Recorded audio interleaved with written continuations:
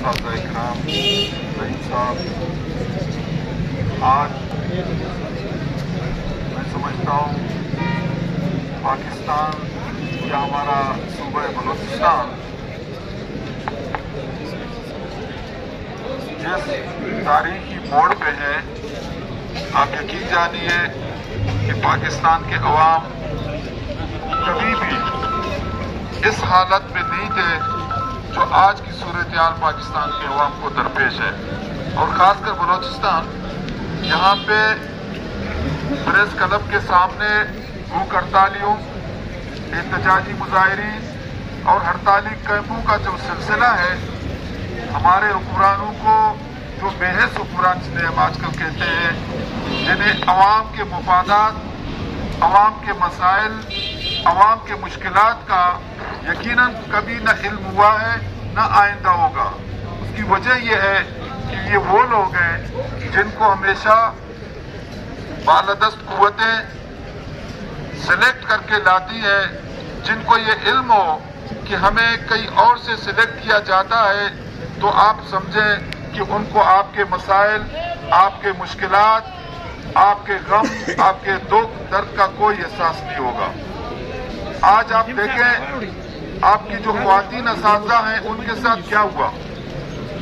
آپ کے پی and are کے ملازمین آپ کے ساتھ دادم مرگ بھوک ہڑتال پہ بیٹھے ہوئے ہیں، ان کی صورتحال کیا ہے۔ کل وہاں پہ دوست بات کر رہے تھے تو میں نے کہا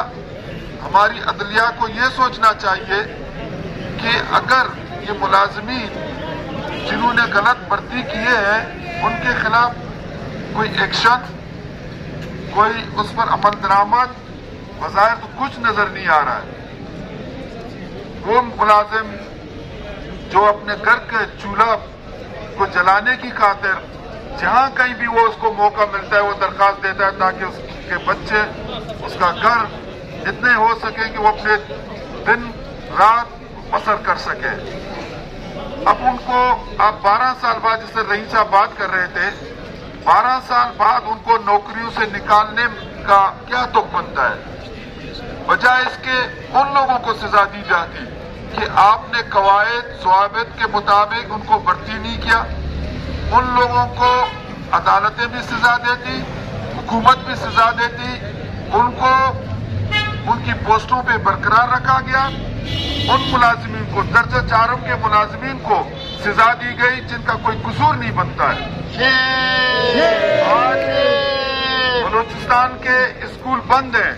بچوں کی تعلیم ضائع ہو رہی ہے، اساتذہ روڈوں پہ ہیں، لیکن ہمارے حکمرانوں کو اس بات کا احساس نہیں ہے کیونکہ ان کے اپنے بچے باہر ممالک میں پڑھتے ہیں یا ان پرائیویٹ اداروں پہ پڑھتے ہیں جہاں پہ ان کی فیسز لاکھوں میں ہوتی ہے۔ تو ان کو یہ کیا احساس ہوگا کہ غریب کے بچے کو پڑھانے والا نہیں ہے؟ ان کو کیا احساس ہوگا کہ اس ٹیچر نے اپنا جو فرائض منصبی چھوڑا یہاں پہ کیوں آ کے بیٹھا ہے؟ تھوڑا سا ہمت کریں، آگے پوچھ تو لیں کہ بھئی آپ کے مسائل کیا ہیں، کوئی گفتگو تو کر لیں، اس سے کیا ہوگا؟ آپ ان کو چاہے 100% ان کے مطالبات کو نہ مانیں، کم از کم یہ تو غور کرنے کی زحمت کریں کہ ان کے مطالبات میں کیا مشکلات ہیں، کیا نہیں ہے۔ میرے خیال میں آج تک کوئی آپ کے پاس اس سلسلے میں نہیں آیا ہوگا۔ جب بے حسی کا یہ عالم ہو، جب حکمرانوں کی یہ صورتحال ہو، تو عوام کو چاہیے کہ آج کے بعد ایسے لوگوں سے اپنا تعلق منقطع کریں۔ یہاں پہ تو بدبختی یہی ہے کہ بلوچستان میں ہر وقت ایک ڈرامے کے تحت، ایک سازش کے تحت ایسے لوگوں کو آپ پر مسلط کیا جاتا ہے جن کو اس سرزمین سے کوئی نہ محبت ہے، نہ وابستگی ہے، نہ رشتہ ہے۔ وہ حکم کے تابع، اسی لیے آپ کے مسائل سے آج ان کو کوئی تعلق نہیں ہے۔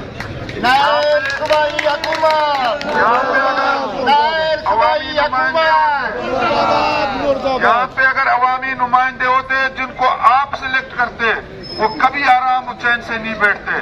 جس طرح رحیم نے بات کی، جب ہم ضلع ناظم کے ساتھ تھے تو اس زمانے میں جو نچلی قیادت تھی بلوچستان میں آئی تھی، آپ نے دیکھا اس دور میں کتنے تعمیراتی کام ہوئے، روڈ، اسکول، اسپتال، سروسز، کتنے عام لوگوں کو میسر ہوئے. تو آج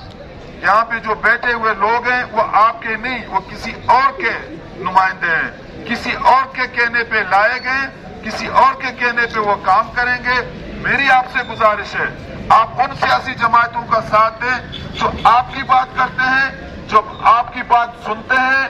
آپ کے لیے لڑتے ہیں، آپ کے لیے جدوجہد کرتے ہیں. آپ ان کو مضبوط کریں، یقیناً آپ کی مضبوطی ہوگی. انشاءاللہ آپ کبھی بھی اپنے حقوق کے لیے روڈوں پہ نہیں آؤ گے. اگر مجبوراً آنا پڑا تو وہ آپ کے در پہ ضرور حاضری دیں گے، آپ کے پاس آئیں گے، آپ کی بات سنیں گے، جس حد تک ہو سکے گا وہ آپ کا مسئلہ